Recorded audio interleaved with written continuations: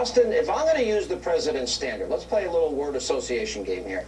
If he's going to say conservatives want dirty air and water and throw Granny over the cliff and kids with autism, say that they wanted dirty air and dirty. Their plan. I'll play it again. Their plan. Wait a minute. You keep saying their plan. Let's have dirty air. That's not what he said. Let me read it to you. Then you have their plan, which says let's have dirty air and dirty water.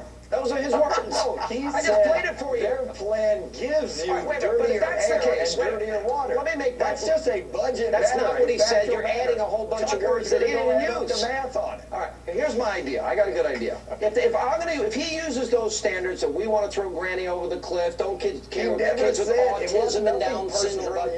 We just played it. Wait a minute. Then I'm going to call the president using his same tactics. I think the president's a thief. I think he's stealing. When we borrow 46 cents of every dollar, he's stealing from our kids. There you go, man. He came out and said it. President Obama is a thief. Now you're telling me he's not race baiting and playing to people in Mississippi and Louisiana and Georgia that would call Obama a specific word that starts with N? Look, go ahead, Sean. Go ahead. I want Sean Hannity to keep talking like that. Why? Because he's convincing negative 16 people. You think you're recruiting people to your side when you talk like that? You think that makes people go, oh, substantive point, I agree with him. No, you're preaching to the choir when you say stuff like that. And all you're doing is exposing yourself as the tremendous dick that you are. So here's what Americans know. Now, I'm not saying that they know this in a specific way and they could give you the numbers like I'm about to give you the numbers, but they have a gut feeling about this, and their gut feeling is justified.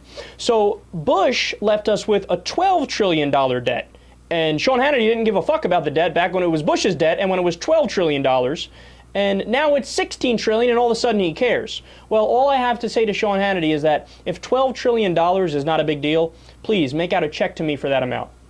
I'll be waiting for it. Kyle Kulinski, send it in the mail. So here is the breakdown of the debt that has been accrued under Obama.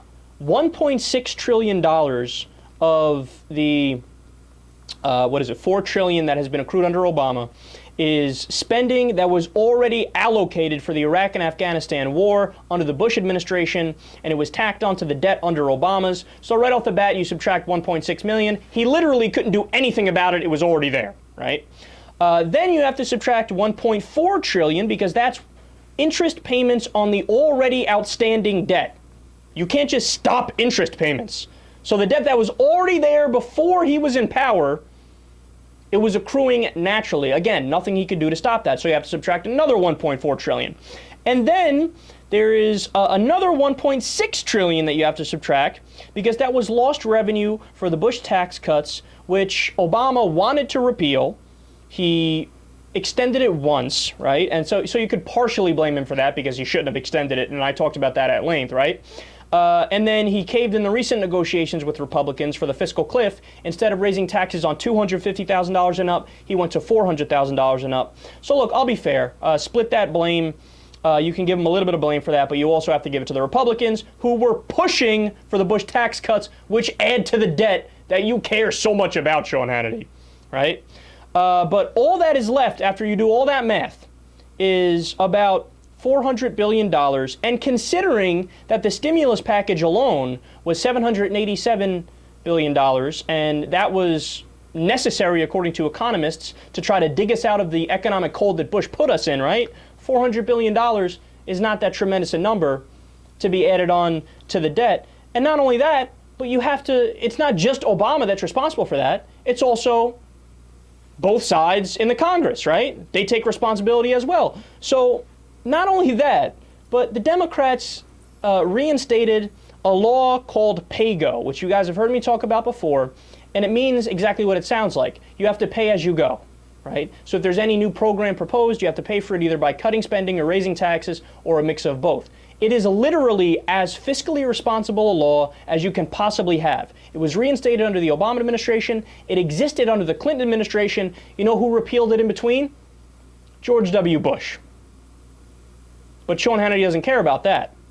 Because when George W. Bush spends recklessly, well, he's still on Sean Hannity's team, and his skin color is not the same as Barack Obama's, so we're not going to call him a thief, because that's polite company. But Barack Obama, fuck it, throw the kitchen sink at him, call him whatever you want to call him.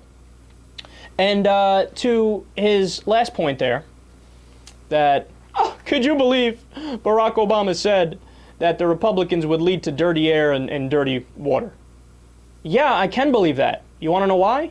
Because the policies that the Republican Party are in favor of would give us dirty air and dirty water. Are you kidding me? That's not open to debate. That's not open to discussion. Did you not see the Republican debates in this recent election, right? Mitt Romney, Rick Perry, Michelle Bachmann, Herman Cain, Ron Paul, Rick Santorum, every single one of them trying to out-conservative the other one, saying, I want to get rid of the EPA. No, I want to get rid of the EPA. No, I want to get rid of the Clean Water Act. No, I want to get rid of the Clean Water Act. Look, it's not like Obama's making it up. The Republican Party has repeatedly said, we're not so hot on the FDA, we either want to cut the funding tremendously or ban it completely and get rid of it, right? So, Sean, your arguments are pathetic.